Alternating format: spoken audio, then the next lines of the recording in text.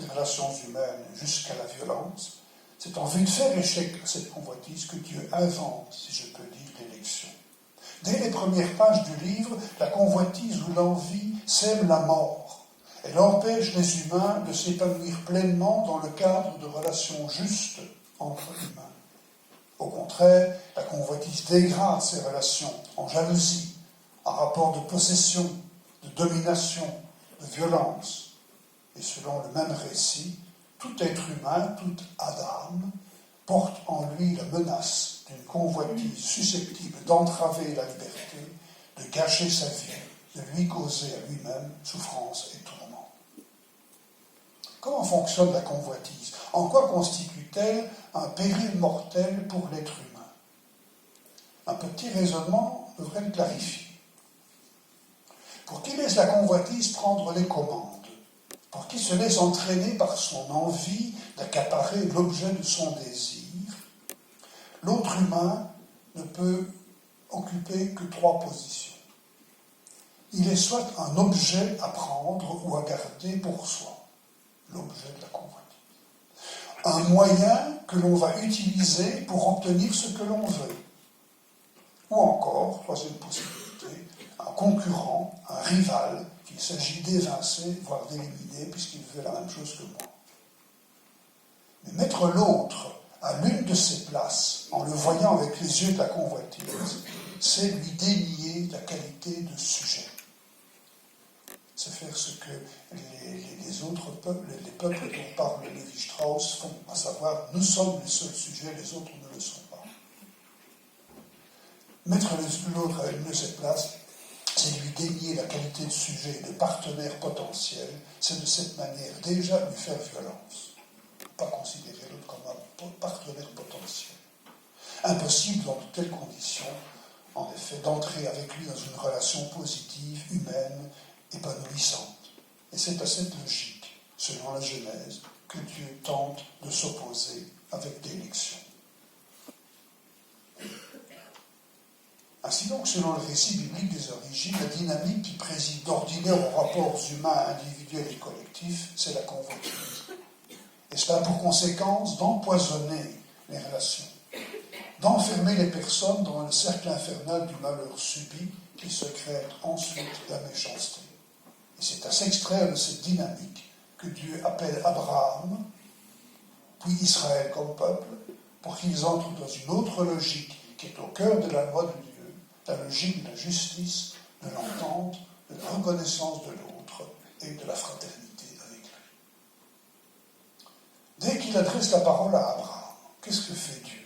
Il l'appelle à quitter la maison de son père, un monde qui, à la fin du chapitre 11, apparaît comme un monde marqué par la confusion et la mort, où la manière d'être de son père, Abraham, l'empêche de vivre sa vie en sujet. C'est un autre avantage de la convoitise d'ailleurs. Pour lui, Abraham, accepter l'appel de Dieu, consentir à l'élection, c'est s'engager dans une autre vie caractérisée par la dépossession et le dépouillement. Cela veut dire d'abord quitter ce qui est sien, sa terre, sa famille, pour s'aventurer vers une autre terre, ils peuvent se faire étrangers, une autre terre que Dieu lui fera voir. Et la suite racontera comment Abraham se dépouille peu à peu de la mainmise sur ce qu'il croyait lui appartenir, en premier lieu son neveu Lot, puis sa femme Sarah, puis ses fils Ismaël et Isaac. Dans le livre de l'Exode, l'appel que Dieu adresse à Israël par la médiation de Moïse est une invitation à sortir de l'esclavage. En Égypte, ces gens étaient soumis à la convoitise d'un roi qui les privait du produit de leur travail, qui les privait de leur dignité, qui les privait de leur liberté. Leur seule perspective, c'était de travailler à la grandeur de ce pharaon en construisant une ville portant son nom, Ramsès. Cette logique de la convoitise, les Israélites l'avaient d'ailleurs intégrée eux-mêmes en Égypte, au point de regretter ce pays avant même de l'avoir quitté définitivement et de vouloir y retourner pour la viande et les légumes que l'on y mangeait. Au lieu de quoi, Dieu, après avoir appris à Israël le caractère vital de la limite en lui donnant à manger la manne du désert, Dieu lui donnera une loi qui lui ordonne de se garder de toute convoitise. Les 10 paroles, en effet, culmine dans ce précepte repris 2 fois, tu ne convoiteras pas. L'identité d'Israël, sa différence, son aureté, est dès lors fondée dans le choix d'écouter la parole de Dieu qui lui enjoint de renoncer à toute forme de convoitise, car celle-ci entraîne les humains vers la convoitise, vers le malheur, la mort, la violence. Ce qui constitue l'identité d'Israël, c'est le choix d'une autre manière d'être et de vivre qui s'efforce de dresser un barrage face au mal. Voilà qui suppose que l'élu assume un manque, une limite, qu'il consente à ne pas être tout, à ne pas avoir, tout pouvoir, tout savoir, qu'il consente à lâcher prise en assumant dès lors sa propre fragilité. Alors en refusant d'envahir tout l'espace pour habiter son espace propre, l'élu ouvre à autrui une place où celui-ci peut être lui-même à son tour, dans sa différence, dans son étrangeté. Il devient capable d'alliance avec Dieu et avec les hommes, et à ce titre, il est porteur de bénédiction, conformément à la vocation à laquelle Adonai appelle Abraham au début de son aventure. L'alliance est le lieu par excellence de la bénédiction, parce qu'elle fait échec à la convoitise, parce qu'elle assure à chacun une place de sujet, de partenaire libre, au sein d'une relation où le bien de l'un concourt au bien de l'autre, et vice-versa. Tout donc à l'opposé de la convoitise qui nie l'autre en tant que sujet et ne cherche que son propre bien. Je passe à mon deuxième point, alors, l'élu qui se voit comme un migrant dans son propre pays. Ce refus de la convoitise qui caractérise la vocation d'Abraham et d'Israël dans les récits de la Genèse et de l'Exode trouve un prolongement concret dans le rapport qu'Israël a avec sa terre. Plusieurs textes de la Torah illustrent clairement cette idée. Lorsqu'il fait mémoire de ses ancêtres, Israël se souvient qu'ils étaient des migrants en pays étrangers et qu'ils ne possédaient pas de terre. De même, lorsqu'il dit d'où il vient, il le fait en racontant l'exode d'Égypte et l'errance au désert, cette migrance originelle qui affectera profondément son rapport au pays qu'il a reçu de Dieu. C'est ce que je voudrais évoquer rapidement à l'aide de quelques textes. Vous connaissez certainement cette phrase célèbre « Mon père était un araméen errant », Deutéronome 26. J'en reviens donc encore une fois à ces errants qui étaient les patriarches, en particulier d'abord à Abraham. Après qu'il a quitté son pays, son aventure est celle d'un nomade au pays de Canaan, en Égypte et dans les petits royaumes voisins. Son fils Isaac, même s'il ne quitte pas Canaan, séjourne dans des territoires où il n'a aucun titre de propriété. Jacob, l'ancêtre éponyme d'Israël, fuit le pays de sa jeunesse pour aller vivre 20 ans au pays d'Aram, en Mésopotamie. Il revient ensuite en Canaan, mais il va finir ses jours en Égypte, où il emmène sa famille rejoindre Joseph pour échapper à la famine. C'est à lui d'ailleurs, Jacob, que fait sans doute allusion ce passage célèbre que je citais, sur les origines d'Israël. Mon père était un araméen errant qui résida en Égypte. Ainsi, quand il fait mémoire de ses origines, Israël affirme qu'il est issu d'un ancêtre apatride et que le pays où il réside est un don qu'il a reçu et qu'il doit se souvenir qu'il l'a reçu. C'est ce nomadisme originaire qui détermine précisément sa vocation à la non-possession, à la non-complétude de l'avoir et du désir, un manque censé le renvoyer au nécessaire refus de la convoitise. Autre récit fondateur prolongeant le premier, l'Exode, revient sur ce thème en évoquant les débuts d'Israël comme peuple cette fois. Au départ, un groupe d'immigrés, descendants de réfugiés économiques, est réduit en esclavage et opprimé en Égypte. Et comme dit la suite du texte du Deutéronome que je citais, les Égyptiens nous ont fait du mal. Ils nous ont humiliés, ils nous ont imposé une dure servitude. Mais, continue le texte, Dieu les a libérés de cet esclavage pour leur donner un pays où habiter. Ainsi, dans la mémoire de ce peuple, le statut d'étranger reste premier.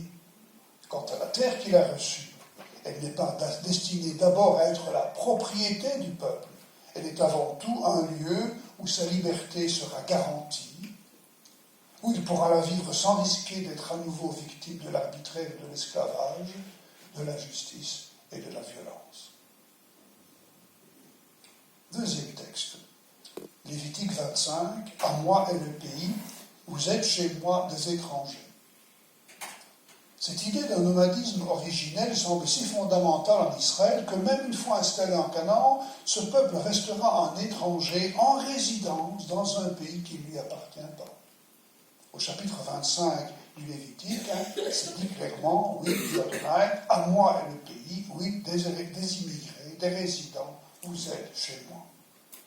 Un psalmiste anonyme fera écho à cette déclaration divine quand, tout en faisant mémoire des patriarches, il dit à Dieu, oui, je suis un immigré chez toi, un résident temporaire comme tous mes pères. Quant au livre des Chroniques, il prête à David une même confession. David, parvenu au terme de sa vie, bénit une dernière fois le peuple, reconnaissant toute la dette qu'Israël a envers son Dieu, et il ajoute, oui, nous sommes des immigrés devant toi, des résidents, comme tous nos pères. Bref, même dans son pays, Israël a conscience de ne pas être chez lui. Il est le résident que le propriétaire du pays a accueilli en lui accordant le droit d'asile. C'est là un point essentiel de la conception biblique du rapport entre Israël et son pays, qui, loin de lui appartenir, ne cesse d'être un don que son Dieu lui fait en permanence. C'est pourquoi Israël doit respecter ce pays qui, en termes bibliques, est un héritage, c'est-à-dire un bien qu'il reçoit, dont il a la jouissance avant de la transmettre à la génération suivante.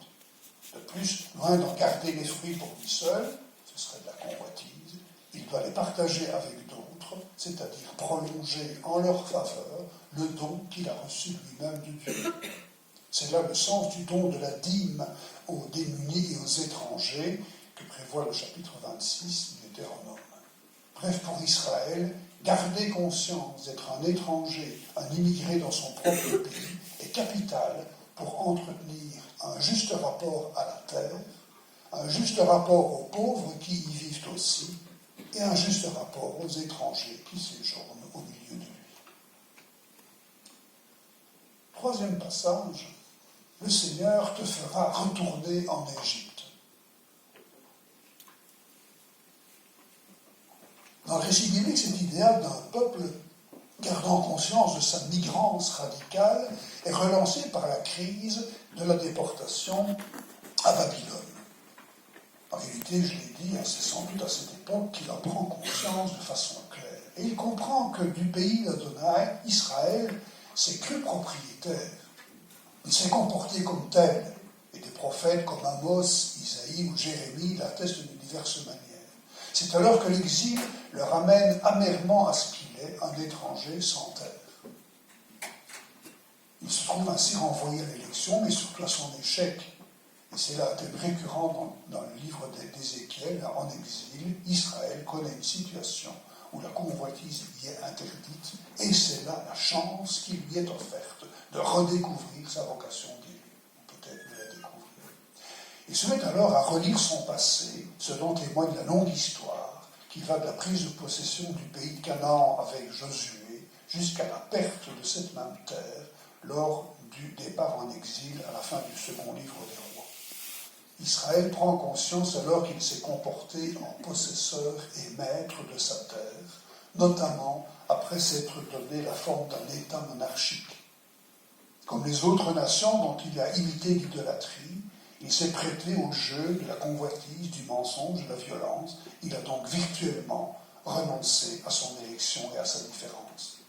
L'exil à Babylone le contraint à faire retour sur lui-même, à redécouvrir ce qui fait son identité propre, la loi d'un Dieu qu'il appelle à se faire étranger au monde de la convoitise, qui lui confie la tâche d'indiquer à tous, vocation universelle, qu'un autre chemin est possible et qui conduit à la vie.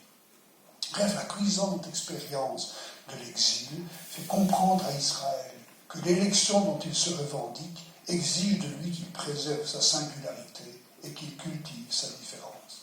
Cela consiste pour lui à accepter la finitude et le manque comme des données positives et à reconnaître comme chance l'intégrité irréductible de l'autre, en premier lieu de Dieu, pour se rendre capable d'entrer dans une dynamique d'alliance. Les Judéens qui rentrent d'exil après plus d'un demi-siècle de déportation chercheront à vivre cette différence qui les singularise. Et c'est alors qu'apparaît un nouvel écueil qui est illustré dans les livres de Néhémie et d'Esdras. Ce danger, ici, consiste pour l'élu à se replier dans une tour d'ivoire en vue de garder intacte et pure l'élection, vécue alors comme un privilège à conserver jalousement. L'élection devient le lieu même de la convoitise. Israël vit alors son étrangeté comme une séparation, une opposition, et cette dynamique engendre alors la méfiance à l'égard des peuples étrangers, perçus désormais comme une menace. Une telle attitude attise la jalousie et l'envie des autres à l'égard de celui qui vit son élection comme une supériorité.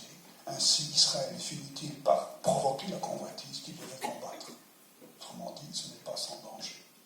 Ces textes témoignent de leur manière combien il est difficile de vivre sa propre singularité dans une logique d'alliance, combien est exigeante la liberté intérieure que cela suppose. Pour conclure, je voudrais évoquer un texte du livre d'Isaïe au chapitre 56, où le prophète évoque la possibilité pour un étranger d'entrer à faire partie du peuple élu. Ainsi parle Adonai, gardez le droit et pratiquez la justice, car mon salut est près d'arriver, ma justice vous sera révélée. Heureux l'homme qui fait cela, le fils d'Adam, tout être humain, qui s'y attache, gardant le sabbat sans le profaner, gardant sa main de faire aucun mal. Qu'ils ne disent pas le fils de l'étranger qui s'est attaché à Adonai, qu'ils ne disent pas Adonai va sûrement se séparer de son peuple, car ainsi a dit Adonai, le fils de l'étranger qui s'attache à Adonai pour le servir et pour aimer le nom d'Adonai en devenant pour lui des serviteurs, tous ceux qui gardent le sabbat sans le profaner et se tiennent fermement dans mon alliance, je les ferai venir ma montagne sainte, je les ferai jubiler dans la maison où l'on me prie, leurs holocaustes et leurs sacrifices seront en faveur sur mon autel. En fait, il est possible de lire le texte de deux façons, qui reflètent deux manières d'être et de se rapporter à l'étranger. Une première façon de lire va dans le sens de la crispation identitaire que je viens d'évoquer. En ce sens, tout être humain, tout fils d'Adam, peut être admis dans le peuple de l'Alliance, mais à une condition, c'est qu'il adhère à la loi de Moïse et à la pratique, autrement dit qu'il se coule dans le modèle du juif fidèle. Dans ce contexte, le sabbat devient une marque significative du désir d'adhérer à Israël, puisque seul ce peuple pratique le sabbat. C'est donc à l'étranger de changer, de se déplacer vers le peuple élu, de se conformer à sa loi. S'il ne veut pas le faire, s'il ne consent pas à perdre son identité propre, il sera exclu du peuple de Dieu. Cette perspective est animée par une dynamique dans laquelle l'élu se fait le centre et décide de qui est l'autre en fonction de lui-même. Dans le Nouveau Testament, c'est l'enjeu profond de la querelle autour de la circoncision. Faut-il ou non l'imposer à tous? En Galates et en Romains, Paul dira clairement que non. Une autre lecture d'Isaïe 56 est cependant possible, car dans ce passage, le prophète n'affirme pas que l'étranger doit pratiquer toute la loi pour entrer dans l'alliance. Seuls quelques préceptes sont mentionnés. Vivre dans la justice, ne pas mal agir,